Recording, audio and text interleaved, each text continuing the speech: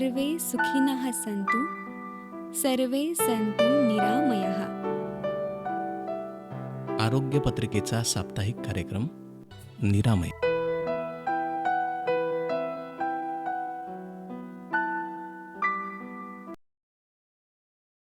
श्रोतेहो नमस्कार. निरामय या आरोग्य पत्रिकेच्या कार्यक्रमाचे सादरकर्ते सूरज गोळे यांच्यासह मी ज्योती हातेकर आपणा सर्वांचं स्वागत करते आहे. आज आपण कार्यक्रमामध्ये बालरोगतज्ञ डॉक्टर पार्थसारथी शुक्ल यांना आमंत्रित केलेलं आहे. नमस्कार डॉक्टर. नमस्कार मॅडम. सर, कार्यक्रमामध्ये आपलं स्वागत आहे. धन्यवाद. श्रोतेहो, लसीकरण सप्ताह साजरा होतो आहे. त्या निमित्ताने आज आपण बातचीत करणार आहोत आणि लसीकरणासंदर्भातल्या सगळ्या अगदी अत्यंत महत्त्वाच्या गोष्टी जाणून घेणार आहोत. सर, सुरुवातीला आपण या सप्ताहानिमित्त काय सांगू? लसीकरण सप्ताह हा अत्यंत महत्त्वाचा आहे. याचं महत्त्वाचं एक कारण म्हणजे लसीकरण हे एक लहान बाळासाठी सुरक्षा कवच आहे.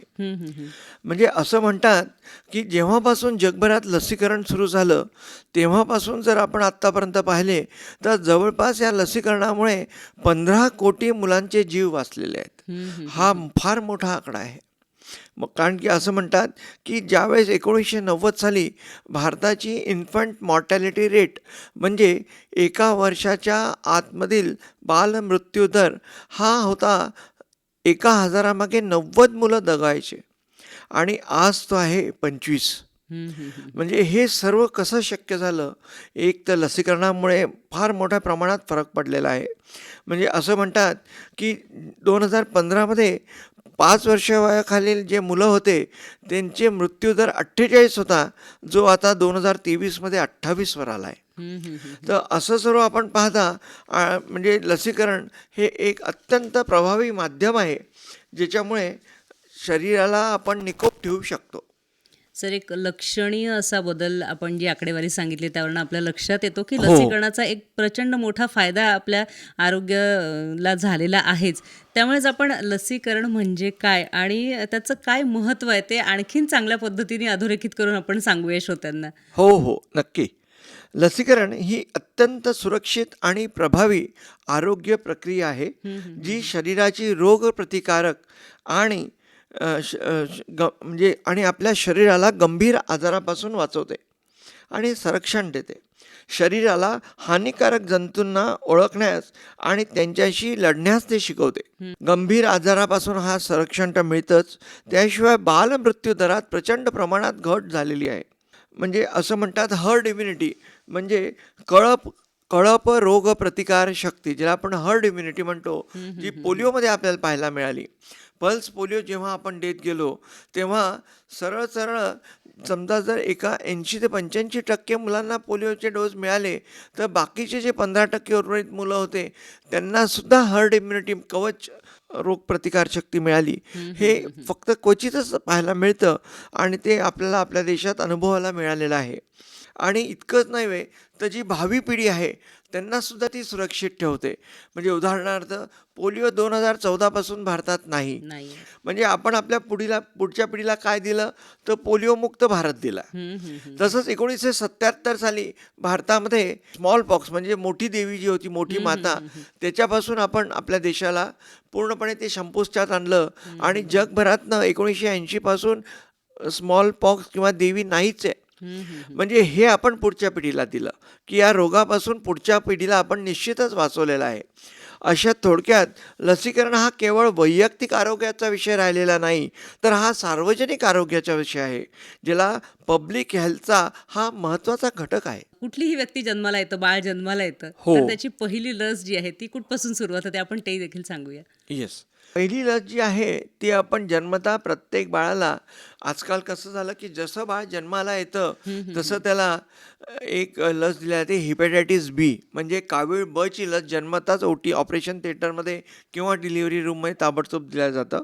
त्याच्यासोबत पोलिओचे ड्रॉप पण दिल्या जातात आणि दुसऱ्या दिवशी किंवा सुट्टी व्हायच्या अगोदर हॉस्पिटलमधूनच त्याला BCGची लस पण दिल्या जाते. आता ही BCGची लस काय आहे?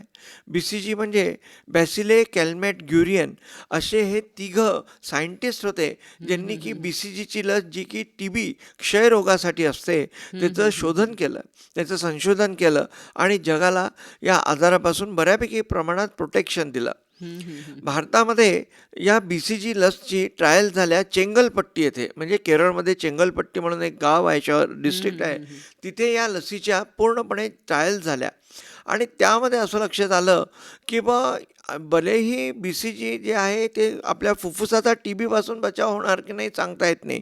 काही जणांचं म्हणणं आहे की 80% बचाव होतो, काही जणांचं म्हणणं होतं की 0% बचाव होतो. पण एका गोष्टीला मात्र ते सर्वजण सहमत झाले की ह्या BCGची लसामुळे तुम्हाला मेंदूचा TB निश्चित होत नाही. आणि ही मोठी गोष्ट आहे की ज्या मुलांना आपण BCGची लस देतो त्यांना एका गोष्टीचं संरक्षण 100% आहे आणि ते म्हणजे मेंदूचा TB त्यांना होत नाही. तसंच हिपॅटायटिस बी म्हणजे कावीळ ब हा रोग ज्याला होतो त्याचे पुढे लिव्हर निकामी होतं, तसंच त्याला लिव्हरचा कॅन्सर होऊ शकतो. तर त्यामुळे या दोन गोष्टी पाहता हिपॅटायटिस Bची लस ही अत्यंत महत्त्वाची आहे. म्हणजे भारतात तर असं म्हणतात की हिपॅटायटिस B हा आजार HIV पेक्षा जास्त प्रमाणात आहे आणि जास्त धोकादायक आहे. असा हा हिपॅटायटिस Bला सुद्धा आपण जन्मापासूनच त्या बाळाला कवच तयार करून घेतो आणि संरक्षण देतो. आणि OPV म्हणजे पोलिओ, त्याचं उच्चाटन 2014मध्येच भारत सरकारने केलेलं आहे. त्या पोलिओला सुद्धा आपण देतो, म्हणजे की पुन्हा पोलिओ या देशात शिरकाव करायला नको, त्यासाठी आपण पोलिओचे ड्रॉप्स देतो. या 3 लसी आपण जन्मता प्रत्येक बाळाला देतो. आणि अत्यंत आवश्यक अशा गोष्टी आहेत की बारकाईने आपण समजून घेतलंच पाहिजे की आपण पोलिओचं तर निर्मूलन झालं आहे, पण ही लस का घेतोय आपण सांगणारच आहोत. त्यानंतर मला हे सांगा की एकूण किती लसी देतो आपण बाळांना आणि किती द्यायला पाहिजेत आपण? बरोबर. एकूण म्हणजे आपण पाहतो ज्याला प्रायमरी इम्युनायझेशन म्हणजे प्राथमिक लसीकरण जेव्हा आपण करतो तर साधारण 10 ते 12 लसी कंपल्सरी प्रत्येक बाळाला आपण देतो पहिल्या वर्षामध्ये. त्याला म्हणतात प्रायमरी इम्युनायझेशन. त्यामध्ये आहे क्षयरोगासाठी BCG, कावीळ बसाठी हिपॅटायटिस B किंवा कावीळ बची लस आणि पोलिओकरता ऑरल पोलिओचे ड्रॉप. हे जन्मता प्रत्येक बाळाला आपण देतो. त्यानंतर 6 आठवडे, 8 आठवडे, 6 आठवडे, 10 आठवडे आणि 14 आठवडे, म्हणजे हे साधारण एक 1.5, 2.5 आणि 3.5 महिन्याला पेंटा नावाची लस आपण प्रत्येक बालकाला देतो. या पेंटामध्ये काय असतं तर DPT, diphtheria, pertussis, tetanus. Diphtheria म्हणजे घटसर्प, पर्टुसिस म्हणजे डांग्या खोकला आणि टिटॅनस म्हणजे धनुर्वात. या 3 आजारांची एकत्रित लस. त्याच्यामध्येच असते हिपॅटायटिस B म्हणजे कावीळ बची लस आणि HIV म्हणजे hepatitis B Haemophilus influenza B, ज्याच्यामुळे मेंदूज्वर आणि निमोनिया असे 2 आजार होऊ शकतात. अशा 5 आजारांचं संरक्षण या पेंटा नावाच्या लसीमध्ये प्रत्येक बाळाला मिळतं. आणि ही 6 आठवडे, 10 आठवडे आणि 14 आठवड्याला प्रत्येक बाळाला देतात 3 लसी एक. त्यासोबतच 6, 10 आणि 14 आठवड्याला आपण रोटा व्हायरस डायरियाची लस आणि निमोनियाची लस ही सुद्धा आपण बाळांना देतो. याच्यानंतर येते 9व्या महिन्यात गोवर आणि रुबेला या 2 आजारांची लस, ज्याला आपण MR म्हणतो. या गोवरामुळे काय होतं की खराब प्रकारचा निमोनिया लहान मुलांना होतो. तसंच कधीकधी गोवर जो असतो तो मेंदूमध्ये जाऊ सुद्धा त्याच्यात विकार होऊ शकतो. आणि रुबेला ही लस अत्यंत महत्त्वाची आहे आणि त्यामध्ये मुलींना तर अत्यंत महत्त्वाची आहे. याचं कारण की रुबेला जेव्हा कोण्या एखाद्या स्त्रीला होतो हा आजार, तर तिचे जे बच्चू असतं, तिच्या पोटात जे बाळ येणार असतं त्याला हृदयाचा विकार होतो, तो कानाने बहिरी राहतो, डोळ्यामध्ये टीक पडते आणि म्हणजे असे अनेक आणि मतिमंद राहू शकतो. तर अशा अनेक गोष्टी या रुबेलाच्या आजारामुळे होतात. पण म्हणून ते 9व्या महिन्यात आपण दिलं आणि पुन्हा त्याचं एक बूस्टर असते 16 ते 24 महिन्यामध्ये, तेही आपण देतो. हे दिल्याने हे आजार त्या मुलीला होणार नाही, तसंच त्या मुलांना होणार नाही, गोवर आणि रुबेला हे 2 आजार. तसंच 9व्या महिन्यामध्ये आपण अजीवनसत्व देतो, म्हणजे व्हिटॅमिन Aचे डोस देतो प्रत्येक बालकाला. आणि शेवटी असतो ते 5 वर्षाचा DPT बूस्टर, म्हणजे डिप्थेरिया, पर्टुसिस, टिटॅनस किंवा घटसर्प, डांग्या खोकला आणि धनुर्वात याचं बूस्टरची लस 5व्या वर्षी आपण प्रत्येक बालकाला देतो. तर या लसी ज्या आहेत ह्या सर्व आपण प्रायमरी आणि सेकंडरी इम्युनायझेशनमध्ये येतात. म्हणजे बाळाच्या स्वतःच्या संरक्षणासाठी आपण लसी देतो आहोतच, पण रुबेलासारखा असा एखादा कुठला आजार आहे की तो जर एखाद्या मुलीला होतो आहे तर तिच्या निर्मिती क्षमतेवरती तो काहीतरी परिणाम कायमचा सोडून जाणार आहे. बरोबर, अगदी बरोबर. तर त्यामुळे आपण खूप बारकाईने लक्ष देऊन ह्या गोष्टींची काळजी घेतली पाहिजे, लसीकरण वेळेवरती केलं गेलं पाहिजे. सर, एवढं करूनही खरं तर हे नवजात शिशूंचे जे आई बाबा असतात काहीतरी बाळ कधी आजारी पडतं किंवा आणखीन काही कारणं असतात आणि एखाद्या वेळेला लस चुकते, तो बरोबर, वेळ बरोबर. चुकतो. तर गोंधळायला होतं की आता काय करायचं, आता तर पुढची लस आली आणि मागची राहिली आहे. तर बरोबर. अशा वेळेला काय नियोजन केलं जाऊ शकतं? लस राहिली किंवा तारीख विसरली तर जवळच्या आरोग्य केंद्रात जाऊन लसीकरणाच्या वेळेबद्दल विचारणा करा व ती लस लवकरात लवकर देण्याचा प्रयत्न करा. कॅचअप वॅक्सिनेशन म्हणजे तुमची लस जरी चुकली असेल तरी तुम्ही एखादा डोस सुटला असेल तरी पूर्ण वेळापत्रक पुन्हा तयार करून घ्या आणि पुन्हा तयार करून डॉक्टरांच्या सल्ल्याने ती लस घेऊन घ्यायची. म्हणजे पुन्हा वेळापत्रक पहिलेपासून द्यायची गरज नसते. डॉक्टर कॅचअप वेळापत्रक तयार करून सुटलेली लस पुन्हा शेड्यूल करून तुम्हाला देतात आणि त्यामुळे लसीकरणाचा उद्देश साध्य होतो. लस कधीही देता येते. अनेक लसींचा डोस योग्य वेळेनंतरही दिला जाऊ शकतो. ही नंतरही देता येते. याचं कारण असं की आपल्या शरीरामध्ये मेमरी सेल्स असतात. म्हणजे समजा आपण उदाहरणार्थ ट्रिपलची लस 3दा द्यायची आहे. 1.5 महिने, 2.5 महिने आणि 3.5 महिने. 1.5 महिन्याला आपण ट्रिपलची लस दिली, पण 2.5 महिन्याला आणि 3.5 महिन्याची राहून गेली आणि 3.5 किंवा 4.5 महिन्याला लक्षात आलं की आपण एकच दिली आणि 2 दिलेले नाही. मग त्या द्यायच्या का? हो. की पहिलेपासून द्यायच्या का? नाही. याचं कारण आपल्या शरीरामध्ये मेमरी सेल्स असतात. म्हणजे असे सेल्स की ज्यांना आठवतं की मग मला पहिली लस मिळालेली आहे. त्यामुळे डायरेक्ट आपण दुसरी आणि तिसरी लस पुन्हा तेव्हापासून सुरू करू शकतो आणि नवीन पहिलेपासून वेळापत्रक तयार करायची गरज नाही. पण कॅचअप वेळापत्रक किंवा कॅचअप वॅक्सिनेशन शेड्यूल आपण त्या पेशंटला देऊ शकतो. आणि जर पहिला डोस घेतला असेल तर पहिला डोस पुन्हा देण्याची अजिबात गरज नाही. फक्त सुटलेला लस जी आहे ती वेळेवर देत चला. Tdap म्हणून एक लस आहे ज्याच्यामध्ये टिटॅनस, डिप्थेरिया आणि असेल्युलर पर्ट्युसिस वॅक्सिन म्हणजे डांग्या खोकला, घटसर्प आणि धनुर्वात याची एकत्रित लस असते, जी की गरोदरपणामध्ये साधारण 27 ते 36 आठवड्याला प्रत्येक प्रसूतीवाल्या स्त्रीला द्यायला पाहिजे. म्हणजे तिच्या मुलाचंही संरक्षण होईल आणि त्या माऊलीचंही संरक्षण होईल. पण बरेचदा असं होतं की 27 ते 36 आठवड्यामध्ये आपण त्या माता ज्या असतात त्या विसरून जातात लस घ्यायला. मग अशा वेळेस काय करायचं? मग जेव्हा वेळ असेल लस म्हणजे डिलिव्हरीला किंवा प्रसूतीला जेव्हा वेळ असेल त्याच्या 2-4 दिवस अगोदरसुद्धा घेतलं तरीसुद्धा चालते. त्यामुळे केव्हाही ती लस घेता येते आपल्याला. तर अशा काही काही लसी ज्या आहेत त्या आपण लक्षात ठेवून घ्यायच्या आणि विसरल्या तरी घाबरायचं नाही आणि पुन्हा जाऊन पहिलेपासून ज्या होत्या त्याच्यानंतरच्या लसी पुन्हा चालू करून द्यायच्या. श्रोते हो, लक्षात घ्या, डॉक्टर साहेबांनी आपल्याला सांगितलं की 2 ते 3 टप्प्यांमध्ये आपण ज्या लसी घेणार आहोत.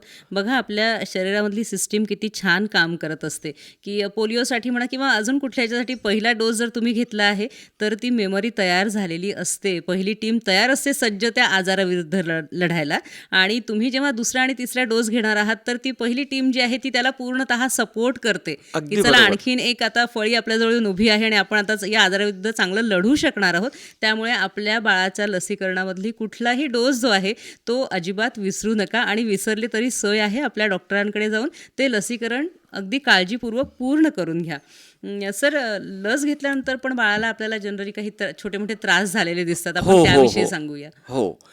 लस घेतल्यानंतर बाळाला काही ना काही त्रास होतो. म्हणजे सर्वांनाच होतो असं नाही. काही काही बाळांना जास्त होतो, काहींना कमी होतो. त्या प्रत्येकाचे प्रतिकारशक्तीवर अवलंबून असतं.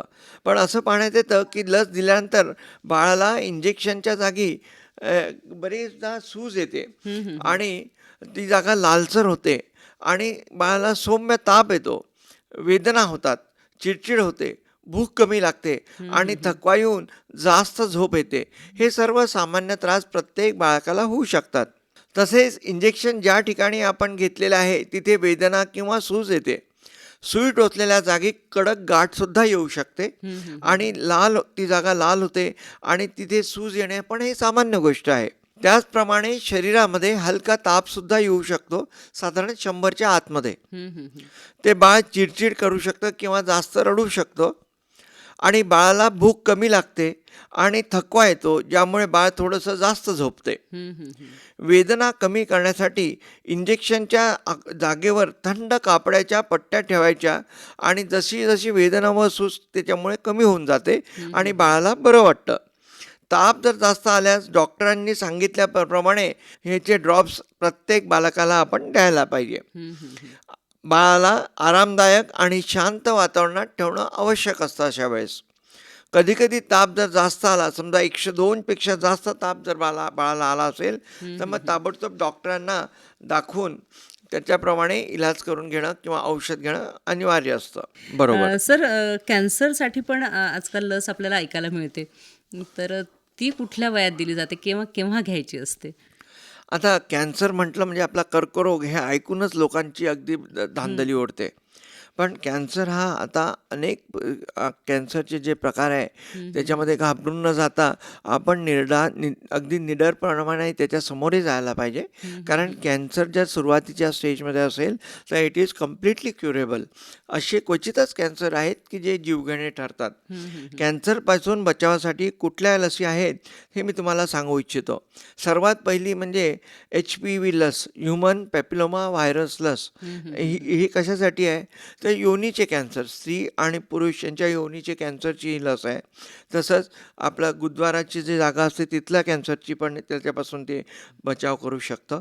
तसंच वार्ट्स म्हणतात मुलांमध्ये मुलींमध्ये होतात जेनायटल वार्ट्स, तर त्याच्यापासून सुद्धा हे ह्युमन पॅपिलोमा व्हायरस किंवा HPV लस हे प्रोटेक्शन देतं. तसंच तोंडामधील जे कॅन्सर असते त्याच्यापासून सुद्धा ते प्रोटेक्शन देतं. तसंच आपण ऐकतो कावीळ मी आत्ताच सांगितलं तुम्हाला बोलता बोलता की जन्मता आपण प्रत्येक बाळाला ऑपरेशन थिएटर किंवा लेबर रूममध्ये, जर सिझरियन असेल तर ऑपरेशन थिएटरमध्ये आणि डिलिव्हरी रूम असेल, नॉर्मल डिलिव्हरी असेल तर डिलिव्हरी रूममध्ये प्रत्येक बाळाला हिपॅटायटिस B किंवा कावीळ ची लस जन्मताच आपण देतो. आणि ही कावीळ बीची जी लस आहे याच्यामुळे यकृताचा किंवा लिव्हरचा कॅन्सर होत नाही, म्हणून हे महत्त्वाची आहे. तसंच आजकाल आपण ऐकतो की BCG ही जी लस आहे ही आपण देतो आहे कशासाठी, क्षयरोगासाठी. पण ही लस पण आपण जन्मता देतो.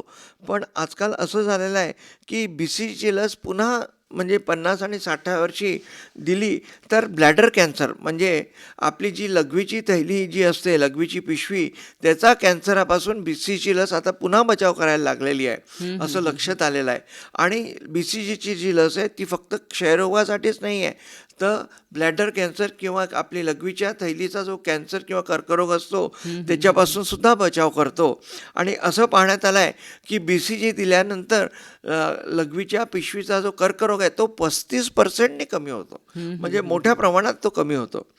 तसंच RUTI नावाची एक वॅक्सिन आहे जी की ब्लॅडरचा जो कॅन्सर असतो म्हणजे पुन्हा आपल्या लघवीच्या थैलीचा जो कॅन्सर असतो त्याच्यापासून सुद्धा ते बचाव करू शकतात. अशा ज्या लसी आहेत त्या दिल्या तर आपण निश्चितच कर्करोगापासून आपल्या स्वतःचा बचाव करून घेऊ शकतो. म्हणजे तुम्ही सांगितलेल्या माहितीनुसार प्रौढांसाठी पण आता लसीकरण आहे. हो. पण मुख्यतः मला हे सांगा की ही कॅन्सरची जी लस आहे ही केव्हा घेतली पाहिजे? कॅन्सरची लस आहे जसं HPV लस मी आत्ता सांगितली, ही साधारण 9 ते 14 वयोगटातील प्रत्येक मुलींनी 2 डोसेस घ्यायला पाहिजे. समजा आज एक घेतलं तर 2 ते 6 महिन्यांनी दुसरा लस घ्यायचा. हे 9 ते 14 वर्ष वयोगटातील मुलींसाठी. आणि 14 वर्षापासून ते 45 वर्षाच्या वयोगटातील स्त्रियांसाठी 3 डोसेस घ्यायचे आहेत. म्हणजे आज एक, दुसऱ्या महिन्यात दुसरी आणि 6व्या महिन्यात तिसरी, अशा 3 लसी HPV वॅक्सिनच्या आपण प्रत्येक स्त्री 14 वर्षापासून 15 वर्षापासून ते 45 वर्षातील वयोगटातील प्रत्येक स्त्रीला आणि मुलीला आपण ते द्यायला पाहिजे. तसेच आजकाल ही लस मुलांना सुद्धा देतात, कारण त्यांना सुद्धा आपण योनीचे आणि गुदद्वाराचे कॅन्सरापासून त्यांचा बचाव करू शकतो आपण. नक्कीच. म्हणजे आपण पाहतोय की आजारांचं जसं स्वरूप बदललेलं आहे, लसीकरणाचं पण स्वरूप बदललं आहे. श्रोते हो, लक्षात घ्या, लसीकरण फक्त शिशूंसाठी, बाळांसाठी नाही, तर आता ते काही प्रमाणात प्रौढांसाठी सुद्धा आहे. त्या लसींची माहिती पण नीट लक्षात घ्या. सर, मला एक असा प्रश्न विचारायचा होता की जन्मतः आपण कावेळची लस देतो, तरी पण बऱ्याच मुलांना जन्मताच आपल्याला कावेळ झालेला दिसतो, तर ते कसं? नाही, तुम्ही म्हणता ते बरोबर आहे. पण खरं सांगायचं म्हणजे जन्मतः आपण जी लस देतो ती कावीळ B ची लस असते, म्हणजे हिपॅटायटिस B ची लस देतो.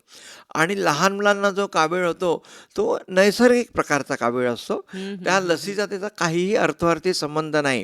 तो याच्यासाठी असतो की लिव्हर लहान जन्मतः मुलांमध्ये पूर्णपणे परिपक्व झालेली नसते, त्यामुळे लिव्हर एन्झाईम, जसं ग्लुक्रोनिल ट्रान्सफरेज नावाचं एक एन्झाईम असतं, ते पूर्णपणे परिपक्व झालेलं नसतं किंवा ते पूर्णपणे ॲक्शन करत नसतं.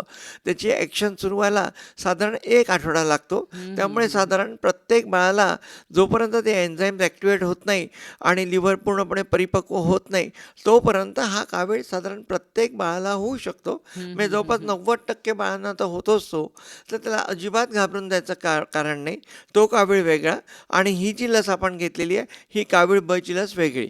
याच्यामध्ये अर्थोअर्थी काहीही संबंध नसतो. हे श्रोत्यांनी तर अगदी कान देऊन ऐकावं, हो. कारण गैरसमज होऊ शकतात. आत्ताच कावेळची लस दिली आणि आमच्या बाळाला असं कसं सांगितलं जातं. बरोबर, तर बरोबर. लस जी दिली जाते आहे ती वेगळ्या कारणासाठी आहे. कावीळ ब ची लस आहे आणि जन्मतः मुलांना जो कावीळ होतो तो बरेचदा ते बाळ जे शिशु जन्माला आला आहे त्याचा या वातावरणाशी झगडा चाललेला असतो. तो अजून ॲडजस्ट व्हायचं असतं ह्या वातावरणामध्ये आणि त्याचा तो परिणाम असतो.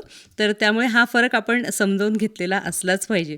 बरोबर. सर, पोलिओचं पूर्णतः आपण मध्यंतरी बोलताना सांगितलंच की आपण या विषयावर बोलणार हो, आहोत. हो, हो. पोलिओचं उच्चाटन झालेलं आहे, आनंदाची गोष्ट आहे. पण तरीही सुद्धा आपल्या लसीकरणाच्या चार्टमध्ये आपल्याला पोलिओचे डोसेस दिसत आहेत हो. किंवा आपण ते कशासाठी घेतो आपण मग आता? आपण अजूनही ऐकतो की पल्स पोलिओ मोहीम. ही पल्स पोलिओ मोहीम कशासाठी? आपल्या देशामध्ये पल्स पोलिओ ही मोहीम 1995 सालापासून सुरू झाली. त्यावेळेस काय होतं की तेव्हापासून आपण 5 वर्ष वयोगटातील खालील प्रत्येक मुलाला 2 थेंब पोलिओचे आपण देतो. आणि हे असं असतं की इम्पल्स म्हणजे एका वेळेस सर्व मुलांना जर आपण पोलिओचे 2 ड्रॉप पाजले 5 वर्षाखालील मुलांना, तर साधारण 85 ते 90% मुलांना जर आपण पोलिओचे ड्रॉप्स पाजले तर 10% मुलं जी आहेत ज्यांना पोलिओची लस मिळाली नाही त्यांना सुद्धा संरक्षण मिळतं. याचं कारण हर्ड इम्युनिटी म्हणजे एका कळपाची इम्युनिटी मिळते. याचं कारण म्हणजे पोलिओ जो हा व्हायरस असतो हा आपल्या लॅट्रिनच्या वाटे शेड होतो. हा व्हायरस जो आहे हा आपल्या गुद्द्वारे झाल्या आपल्या शौचामध्ये निघतो आणि त्याच्या थ्रू हर्ड इम्युनिटी प्रत्येक बाळाला मिळते. म्हणून त्याचे महत्त्व आहे. आणि इतकंच नाही, जेव्हा आपण आपल्या देशातनं 2014मधनं पोलिओ गेला, पण स्कॅन्डिनेव्हियन कंट्रीज म्हणजे युरोपच्या तिकडे असे काही देश होते की त्यांच्या देशामध्ये जवळपास 40 वर्षापूर्वीच पोलिओ पूर्णपणे संपुष्टात आला होता. पण त्यांनी काय केलं, लसीकरण बंद केलं आणि मग ऑल ऑफ अ सडन तो पोलिओ व्हायरस पुन्हा वाईल्ड पोलिओ व्हायरस झाला आणि त्या देशात पुन्हा अनेक मुलांना पोलिओ झाला. म्हणून आता असं ठरलेलं आहे की पोलिओचं जरी उच्चाटन झालं असेल तरीसुद्धा त्या पोलिओचा व्हायरस जो आपल्या आजूबाजूला फिरत वातावरणात असतो त्याला तो दाबून ठेवण्याकरता हे पोलिओचे ड्रॉप्स देणं अत्यंत महत्त्वाचं असतं. कारण पोलिओचे ड्रॉप्स जेव्हा आपण देतो तेव्हा आपल्या शरीरामध्ये पोलिओचे अँटीबॉडीज असतात जे आपल्याला पोलिओ हा आजार होऊ देत नाही. आणि काही वर्षांनी या ज्या अँटीबॉडीज असतात किंवा रोगप्रतिकारक शक्ती असते ती कमी होत जाते. म्हणून ती बूस्ट करण्याकरता पोलिओचे ड्रॉप्स आणि पोलिओचे इंजेक्शन आपण हे आजही प्रत्येक बाळाला देतो. म्हणजे त्यापासून पोलिओचा पॅरालिसिस होत नाही आणि पोलिओ हा आजाराचं सर्वांना त्याच्यापासून संरक्षण मिळतं. तरी एक प्रश्न आणखीन माझ्या मनात असा आहे हो. की आपण पल्स पोलिओ आपण ड्रॉप्स देतो, अगदी 2 बूंद जिंदगी के, बरोबर. पण मग याच्यानंतर पण इंजेक्शन स्वरूपात पण दिल्या जातं अगदी पोलिओचा बरोबर, डोस. अगदी तर तो कशासाठी? त्याची मोड ऑफ ॲक्शन म्हणजे असं म्हणतात की जेव्हा तुम्ही पोलिओ ड्रॉप्स प्रत्येक बाळकाला देता तेव्हा ती पोलिओचे ड्रॉप जे असतात त्याच्यामध्ये लाईव्ह वॅक्सिन म्हणजे जिवंत व्हायरस असतो जो की जास्त ॲक्टिव्ह नसतो, त्याला आजार नाही करणार पण त्याची प्रतिकारशक्ती वाढवेल. असं ओरल पोलिओ वॅक्सिन म्हणजे पोलिओचे जे आपण औषध देतो ड्रॉप देतो त्याच्यामध्ये असतात. आणि हे पोलिओचे जे ड्रॉप्स असतात ते आपल्या आतड्यावर पूर्ण काम करतात आणि आपल्या रक्तामध्ये पण भिनतात. अशा दोन्हीकडे भिनतात. आतड्यांवरही काम करतात आणि रक्तामध्येही भिनतात. त्यामुळे आपल्याला पोलिओचा पॅरालिसिस होत नाही आणि शिवाय कळप इम्युनिटी किंवा हर्ड इम्युनिटी जे आपण म्हणतो त्या कळप संरक्षण त्याच्यामुळे मिळतं. म्हणजे समूहाला एकदम जी आजार होणार असतो तो होणार नाही. हां, अगदी बरोबर. तसंच जेव्हा आपण इंजेक्टेबल पोलिओ देतो म्हणजे पोलिओचं इंजेक्शन देतो तर ते फक्त रक्तामध्ये ते आपले प्रतिकारशक्ती वाढवतं. म्हणून या दोन्हीही पोलिओचं ॲक्शन वेगळी आहे. पण एक ॲक्शन जरी वेगळी असेल त्यांचा मुख्य उद्देश एकच असतो की पोलिओचा मुळे होणारे अपाय किंवा पॅरालिसिस व्हायला नको. तर हे दोन्ही दिले तर आपण निश्चितच प्रत्येक बालकाला पोलिओ या आजारापासून वाचू शकतो. कारण ओरल पोलिओ म्हणजे पोलिओचे ड्रॉप्स हे लाईव्ह वॅक्सिन आहे आणि पोलिओचं इंजेक्शन हे किल्ड वॅक्सिन समजलं जातं. म्हणजे दोन्हीही महत्त्वाचे आहेत, पण त्याच्यामध्ये जे शुक्राणू आपल्या ह्याचे असतात, व्हायरसचे जे असतात, ऑरलमध्ये लाईव्ह असतात आणि किल्डमध्ये ते मेलेले जंतू असतात. पण ते प्रतिकारशक्ती दोन्ही याच्यात वाढवतात शरीराची आणि अत्यंत महत्त्वाची असतात. नक्कीच आपण हे सगळं खूप महत्त्वपूर्ण असं सांगतो श्रोत्यांना. त्यांनी ते सगळं समजावून घेतलं पाहिजे आणि लसीकरण जे आहे ते पूर्णपणे आपल्या बाळासाठी करवून घेतलं पाहिजे. प्रौढांसाठी कुठल्या लसी आहेत त्या समजावून घेतल्या पाहिजेत आणि त्यानुसार त्या घेतल्या पाहिजेत. म्हणजे बरेचसे रोग जे आहेत, कॅन्सर वगैरे, यांच्यापासून आपण बचाव करू शकतो. सर, कुंभमेळ्यासारखे असे ज्या हो, मोठ्या प्रमाणात जिथे जनता जमणार आहे, लोक जमणार आहेत, हो, हो. तर त्यावेळेला पण काही प्रकारचं लसीकरण केलं जातं हो, जेव्हा अशा कार्यक्रमांचं आयोजन होतं. तर हो. त्या बाबतीत पण आपण सांगूया की तुम्ही सहज नुसतं तिथे जायला नको, बरोबर. तुम्ही लसीकरण करून जायला हवं. बरोबर बरोबर. कुंभमेळ्यासाठी तुम्ही पाहता प्रचंड गर्दी असते आणि सनातन धर्मामध्ये कुंभमेळ्याला अनन्यसाधारण महत्त्व आहे आणि आपण पाहतो तिथे अगदी करोडोनी लोक असतात. जेव्हा इतकी गर्दी एका ठिकाणी जमते तेव्हा तिथे संसर्गजन्य आजार पसरण्याची शक्यता फार जास्त असते.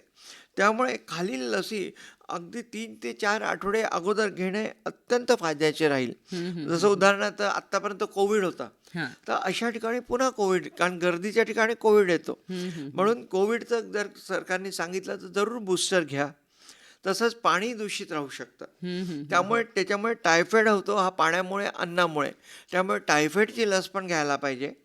हिपॅटायटिस ए म्हणजे किंवा कावीळ अ हे पाण्यामुळे होणारा हा कावीळ आहे, त्याची लस आपण घेऊ शकतो.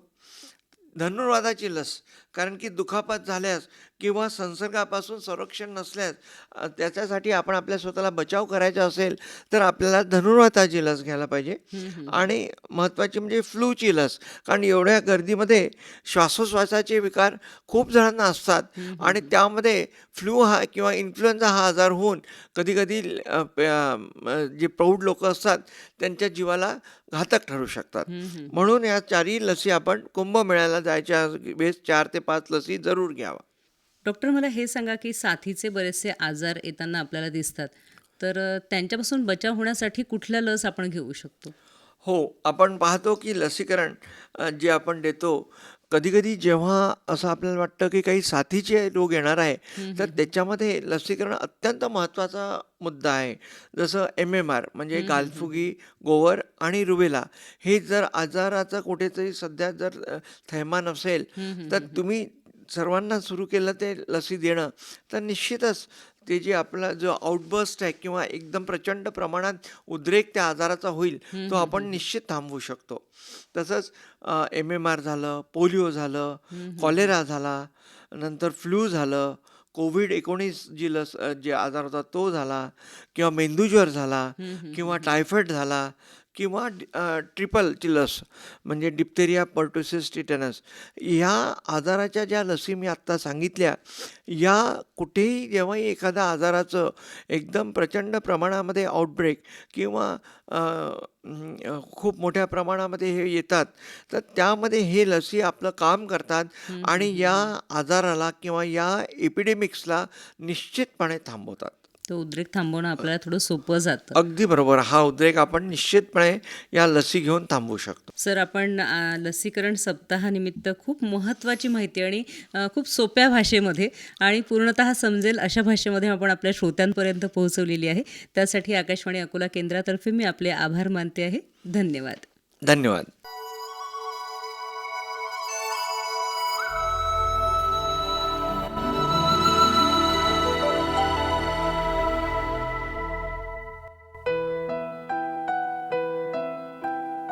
सर्वे सुखिनः सन्तु, सर्वे सन्तु निरामयः. आरोग्य पत्रिकेचा साप्ताहिक कार्यक्रम निरामय.